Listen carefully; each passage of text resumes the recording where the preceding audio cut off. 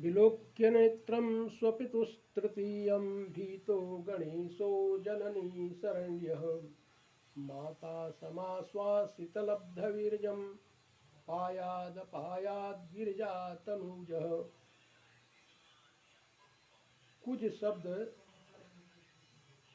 के बारे में आज व्याख्या की जा रही है। कुज का अर्थ होता है कुत्सितः जायति इति कुजः। जो ग्रह हमेशा ही कुछ नुकसान करने के लिए प्रवृत्त रहे, जिसकी प्रवृत्ति ही नुकसान की हो, उसे कुज कहते हैं। कुज शब्द से विशेष रूप से ज्योतिष में मंगल को ही लिया गया है, लेकिन ये कुज कहलाने वाले ग्रह जो है, लघु पराशरी में टीकाकार ने स्पष्ट किया है कि रवि कुज मंदा राहु केतु क्षीण चंद्राश्च पापा। रवि अर्थात सूर्य, मंगल, मंद अर्थात शनिश्चर, राहु और केतु और क्षीण चंद्रमा भी पापक ग्रह की कोटि में आते हैं। यह तो एक सामान्य शास्त्र की व्यवस्था है, लेकिन ये ग्रह स्वगृही होकर यदि चतुर्थ भाव में, सप्तम भाव में, दसम भाव में, द्वादश भाव में हो तो ये योग कारक शुभग्रह कहे जाते हैं। जब स्वगृही हो तब, किसी पाप राशि में हो, किसी अपने शत्रु की राशि में हो तब नहीं। और यदि इस तरह से किसी की कुंडली में, किसी पुरुष जातक की कुंडली में, स्त्री जातक की कुंडली में ये ग्रह सप्तमांश में, नवमांश में हो तो भी इनका दोष होता है, लेकिन स्वगृही रहने पर नहीं। और भी जातकालंकार में भी इस पर विचार किया गया है कि पातालेशः चतुर्थेशः स्वरासौ शुभखचरजुतः। तब यह विचार निश्चित रूप से कर लेना चाहिए कि ऐसे जातक जिनकी कुंडली में शनि मंगल का योग बृहस्पति के साथ है अथवा स्वगृही है, तो वे कभी भी कुछ दोष से ग्रस्त नहीं कहे जाएंगे।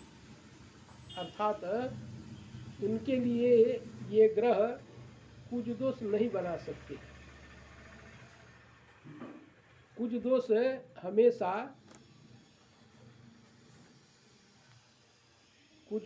हमेशा ही पापक ग्रहों की राशि में अथवा गलत जगह पर रहने पर ही होता है। और भी मानसागरी इत्यादि ग्रंथों में शुक्र ग्रह की प्रशंसा करते हुए, अर्थात और भी अनेक ग्रहों की प्रशंसा करते हुए, और कहीं कहीं कुछ अर्थात ऐसे ग्रहों की व्यवस्था में बताते हुए कहा गया है कि यदि राहु केतु भी इन स्थलों पर हों, जैसा कि राहु केतु यदि एकादश में यत्र चैकादशे राहु पंचमे च शिखी सुतः सुताननं न दृश्येत यदिन्द्रोपि ससेव्यते। जहाँ जिस कुंडली में एकादश भाव में राहु हो और पंचम भाव में केतु हो, तो ऐसा जातक कभी भी जीवन में पुत्र की प्राप्ति नहीं करेगा यदि वह इंद्र के साथ, इंद्र भी यदि चाहते हैं ऐसे दोष को हटाना तो नहीं होगा। लेकिन बृहत पराशर होरा इस पर पुनः प्रकाश डालता है।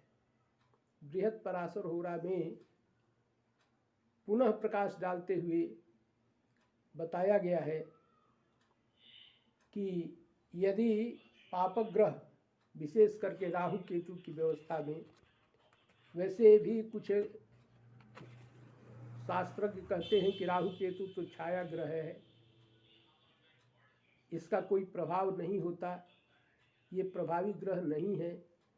लेकिन कलौज्ञेया पराशरी, कलयुग में पराशर ऋषि ने जो कुछ भी लिखा है वह विशेष रूप से आदरणीय है, विचारणीय है।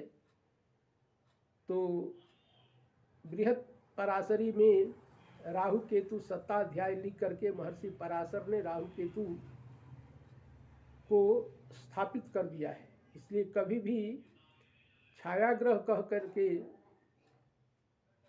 मौन रह जाना अथवा छायाग्रह कह करके इन राहु केतु को कुछ अर्थात कुत्सित ग्रहों के साथ न लेना, न समझना, यह भी एक शास्त्रीय भूल ही होगी।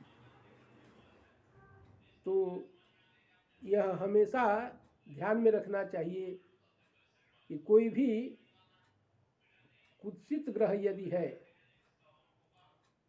मंगल, शनि, सूर्य, राहु, केतु और क्षीण चंद्रमा, तो निश्चित रूप से इसका प्रभाव पड़ेगा। लेकिन यदि स्वगृही है अथवा किसी मित्र घर में है, चतुर्थ, सप्तम, दशम और द्वादश में नहीं है, तो यह कुछ दोष की संप्राप्ति नहीं होगी, कुछ दोष नहीं बना सकेगा।